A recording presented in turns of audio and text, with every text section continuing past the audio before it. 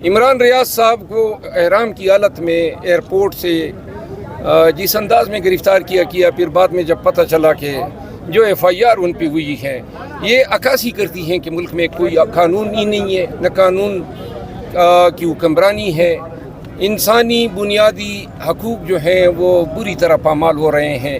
ان کو سوچنا چاہیے نا، این حج پہ جانے والے ایک ایسے شخص کو جس کو پورا پاکستان جانتا ہے، جس طریقے سے آپ یہ کر رہے ہیں، اس سے آپ نے گین کیا کیا؟ کتنی آپ کی مذمت ہوئی، کتنی شرمندگی پاکستان کو ہوگی، اور کتنے آپ نے ثابت کر دیا کہ آپ قانون کو، آئین کو اور انسانی بنیادی حقوق کو کتنا گری ہوئی نظروں سے دیکھ رہے ہیں۔ وکلاء کی موجودگی میں ایئرپورٹ پہ ماسک باندھ کے یہ اغوا قانون کی نظر میں اس کو 365 تعزیرات پاکستان کے تحت یہ جرم ہے۔ بعد میں جسٹیفیکیشن کے لیے پرچہ ٹھونک دیا، افسوس ہی کیا جا سکتا ہے، لیکن ایسے ہی عوامل اور ایسی حرکات سے یہ عوام کے دلوں میں اپنے لیے نفرت مزید بڑھا رہے ہیں۔ تو آپ کی پارٹی احتجاجی تحریک چلانے جا رہی ہے عید کے بعد کہ نہیں؟ اور اس کے حوالے سے کچھ بتائیے۔ خان صاحب سے پتہ لگے گا، اور خان صاحب اگر اناؤنس کریں گے تو پتہ لگ جائے گا۔ آپ کی ناراضگی ابھی چل رہی ہے خان صاحب سے؟ نہیں، میری تو خان صاحب سے ناراضگی نہیں ہے، ہم تو ملاقات کا انتظار کر رہے ہیں، جب ملاقات ہوگی تو ہمارے ملاقات کے لیے آپ نے کوشش کی ہے خان صاحب سے؟ میں کوششیں نہیں کرتا ہوں۔ خان صاحب خود بلائیں گے تو جائیں گے؟ بلائیں گے یا پیغام دیں گے، جو دونوں صورتوں میں قبول ہے۔ اگر خان صاحب بلائیں اور آپ کو پیغام دیں تو احتجاجی تحریک کی آپ کریں گے اس کی؟ بلا شک و شبہ۔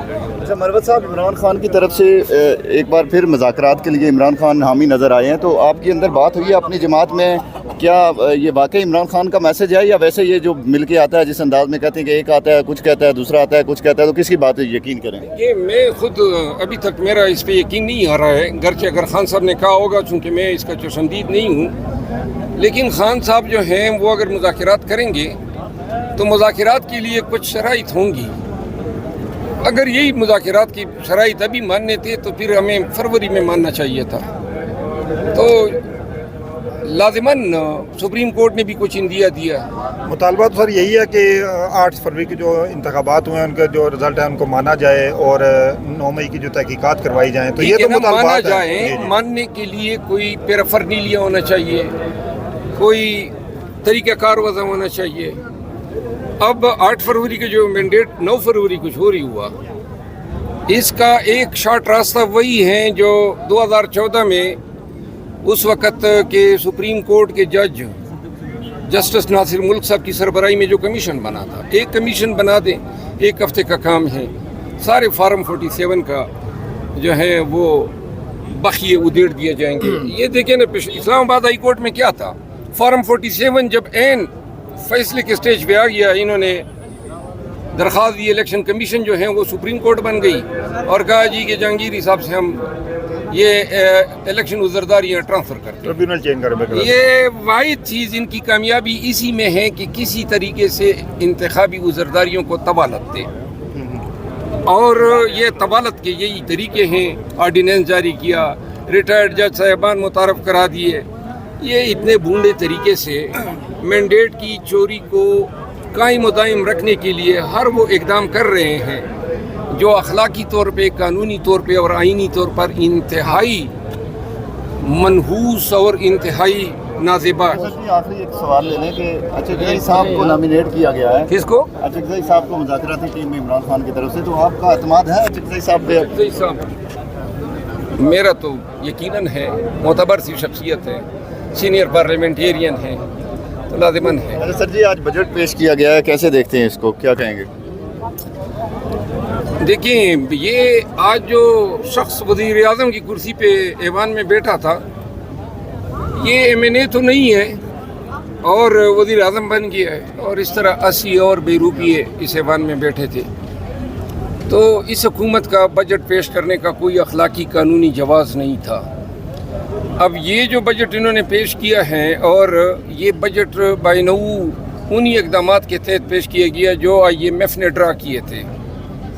آئی ایم ایف جو ہیں اب ہمارے ہاں ٹوتھ برش، چینی، روح افزا، سبزیاں، ان کی قیمتیں جو ہیں تعین کر رہی ہیں، تو پھر گورنمنٹ کا تو کوئی فائدہ ہی نہیں ہوا۔ اور جو ٹیکسیز عوام پہ لاگو ہوئے ہیں، اس مقابلے میں جو انہوں نے پنشن میں 15% اضافے کی تجویز دی ہے، وہ اونٹ کے منہ میں وہ کہتے ہیں نا زیرے کے برابر ہے۔ بہرحال اوورال جو ہیں بجٹ کے سخت ترین اثرات جو ہیں 6-7 دنوں میں پاکستان کی عوام تلملا اٹھے گی اور قوم دیکھے گی کہ یہی عوام جو ہیں پہلے جو ہیں اب اس بجٹ کے ذریعے شاید ملینز میں لوگ جو ہیں وہ غربت کی لکیر سے نیچے جائیں گے۔ سر پیپلز ریلیف کوئی نہیں ہے۔ سر پیپلز پارٹی نے پہلے جو ہے وہ بائیکاٹ کا اعلان کیا، بعد میں علامتی طور پہ اپنے 2 بندوں کو بھیج دیا، اب بجٹ بھی پیش ہو گیا ہے، تو کیا کہتے ہیں کہ بعد میں جب بجٹ منظور ہوگا تو پیپلز پارٹی ان کا ساتھ دے گی یا آپ کا ساتھ دے گی؟ دیکھیں پیپل پارٹی اس موقع پہ یہ جو کر رہی ہے یہ بلیک میلنگ کے زمرے میں آتی ہے، یعنی ساری گورنروں کی نشستیں لے لی، کے پی میں پرچی پہ گورنر، لاہور میں گورنر، صدر کا منصب لے لیا، آگے سے کہتے ہیں وزارت بھی ہم نہیں لے رہے ہیں تاکہ الزام ہم پہ نہ آئے، اور اب جو ہے بجٹ کا انہوں نے بائیکاٹ کیا، واضح ہے کہ یہ اپنے مطالبات منوانا چاہتے ہیں، تو لہٰذا یہ کوئی پازیٹیو کوئی جمہوری قدر یا پیش رفت نہیں ہے پیپل پارٹی کے پارٹ پہ۔ آپ ان کے ساتھ ہی ہیں تو ڈٹ کے ان کے ساتھ کھڑے رہو۔ یہ کیا بات ہوئی کہ بجٹ پہ آپ نے پھر اپنے لیے کوئی اگاڑی کرنی ہے؟ آپ کیسا مانتی یہ عوام دوست بجٹ ہے یا نہیں؟ کون سا عوام دوست؟ جو کرسی پہ بیٹھے ہیں وہ عوام دوست ہیں؟ وہ تو عوام کی ووٹ کے ذریعے نہیں آئے نا، وہ تو آئے ہیں فارم 47 کے ذریعے ڈیل کر کے، تو پھر وہ جو فارم 47 والے جو ڈیل کر کے آئے ہیں وہ عوام دوست بجٹ کیسے دیں گے؟ ان کو تو خود نہیں پتا کہ انہوں نے بجٹ کیسے بنایا ہے۔ مجھے بجٹ میں آپ کو ایک ریلیف بتا دینا جو انہوں نے عوام کو دیا، کوئی ایک ریلیف مجھے بتا دیں۔ میڈم وہ فاٹا فانا کے جو لوگوں کو وہاں کی صنعتوں کو ٹیکس چھوٹ دیا گیا ہے حکومت کی جانب سے، یہ خوشائن اقدام ہے؟ ٹیکس چھوٹ کبھی بھی نہیں دیا گیا تھا۔ نہیں میری بات سنیں، شکریہ بھی ادا کیا، سن تو لینا، فاٹا مرجر جب ہوا تھا، فاٹا مرجر کے اندر یہ لکھا گیا تھا کہ فاٹا کو چھوٹ ہوگی ٹیکس کی۔ صابن ہو گیا یا شیمپو ہو گئے، مطلب ہے ہر وہ چیز جو روزمرہ استعمال میں آتی ہے وہ انہوں نے مہنگی کر دی ہے، اور سستی کوئی چیز نہیں ہوئی ہے۔ ٹیکسز جو انہوں نے انڈائریکٹ عائد کی ہے اس کا بھی خمیازہ عوام کو بھگتنا ہوگا۔ اچھا سر، یہ عمران خان صاحب کی جانب سے بھی کہا گیا ہے کہ مذاکرات کیے میں اس حوالے سے آگاہ نہیں ہوں، کیونکہ خان صاحب نے اگر ایسی کوئی بات کی ہے تو مجھے اس کا علم نہیں ہے۔ تو آپ کی پارٹی احتجاجی تحریک چلانے جا رہی ہے عید کے بعد کہ نہیں؟ سر اس کا حوالے سے اس کچھ کا بھی بتائیے گا۔ خان صاحب سے پتہ لگے گا، اور خان صاحب اگر اناؤنس کریں گے تو بہت شکریہ، تھینک یو۔